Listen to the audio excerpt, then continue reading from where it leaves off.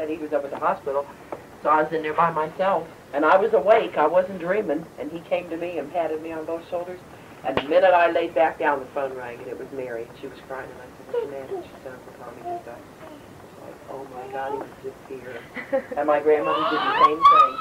She visited me, patted me. That's when I was pregnant with Crystal. No, I wasn't. Ouch. Oh, I know that hurt. Any blood? No, just banged the back of his head real good. Uh-oh, knots are coming. Aww. I know that hurt. There's a story that I remember too about. I know that hurt. About cousin Shirley. Yeah, you don't know her.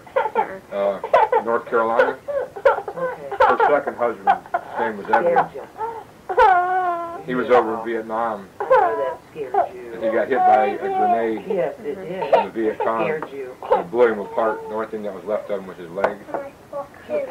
Seriously, a real gory story. But anyway, No, it wasn't. supposedly the moment that he died, she was doing dishes, and blood came out of the. She claims that blood came out of the spigot, just for a moment. And he appeared and told her that everything was okay, not to worry. And I think it was like 3 days later, she got notification from the government that he had been killed. I don't know, it didn't happen to me, but it's just something that she said happened to her. Yeah. So, people experience stuff like that. You know last summer when we had our yard sale down in Elizabeth? Do you Yeah, remember sorry when about we that, had yeah. I went in, she asked me to go in the house and get something, and so I went walking in her front door, and at the time she had her furniture arranged so that in that one corner, like the corner that you would be facing the breezeway, that corner of her living room, she had a chair sitting there, and I opened that door and walked in, and Uncle Tommy was sitting in that chair. And I just turned around and walked back out, and she goes, did you get it? And I said, no, not yet, I'll go back.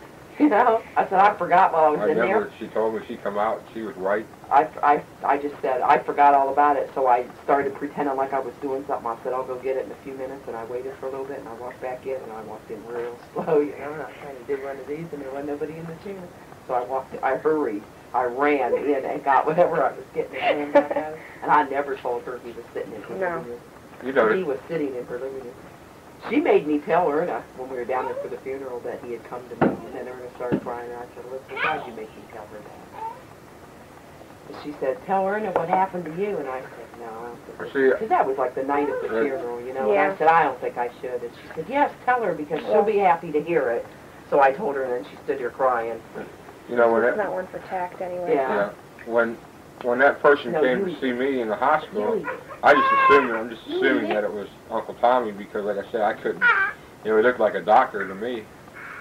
But yet, when I looked up at him, he was just like a shape, Thank you. Just a form, he didn't have any features. And, why would a doctor just come in out of the blue, dressed in white, and pat me on the leg and tell me it was going to be okay, doctors, they don't come to see you in the middle of the night, Well, they don't just pat you and say it's going to be okay anyway. No. It doesn't. And why Uncle Tommy would pick us to come and visit, we went down there 2 or 3 times and visited him, Well, it's because we were having all those problems with you. Yeah.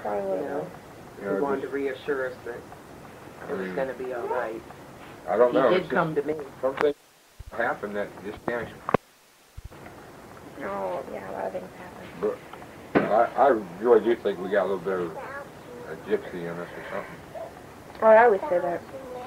I was like, oh yeah, we gotta have something in this, because like, Diana, when she was younger, she did a couple things, and so did,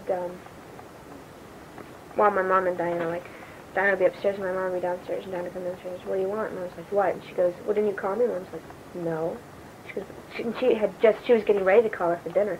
She goes, I was just getting ready to call you for dinner. Because Diana goes, well, because Swanee was yelling at me, just things like that. Your mom and dad have that too. Yeah. They told me about times when he was out on the truck, and she would.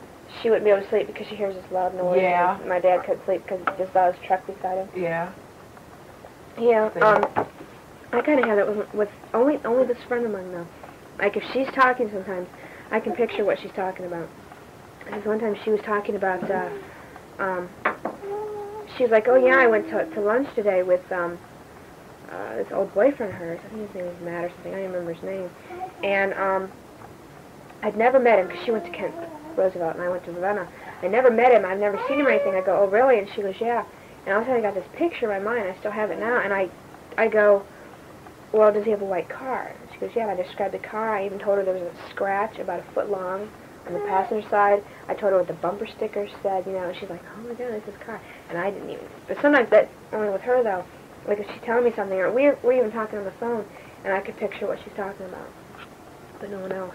And sometimes, like if she's having a bad day, I can tell. I just like, call Jen, you know, and I'll call Jen. She's like, oh, I have a horrible day, you know. But sometimes she doesn't really do that with me though. I can only do it with her. So one way. I don't know, it's just Look kind at of... your lifelong, how long it is. Mine goes on forever. Find out. Which one is it? What hand is it? Your left? It's both. Oh. That one that circles around between This your one thumb here? and your first finger?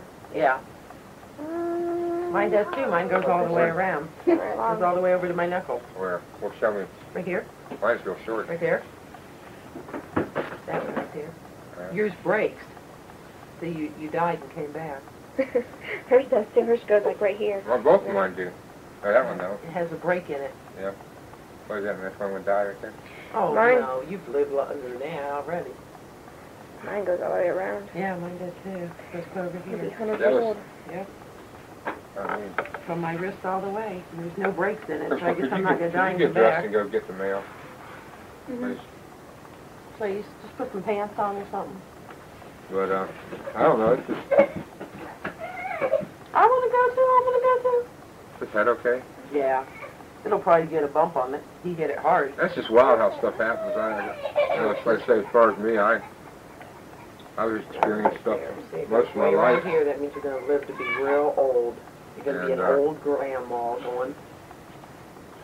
I don't know. Sometimes I just wish it wouldn't even happen. Me too. I've never been, I don't want to say it's scared to sound like a chicken. I've never been scared to stay here in this trailer. No. But you know, when I lived on Riddle Avenue, I never, Yeah, if you'd have went in the hospital on Riddle, I'd have had 3 strokes and 4 heart attacks.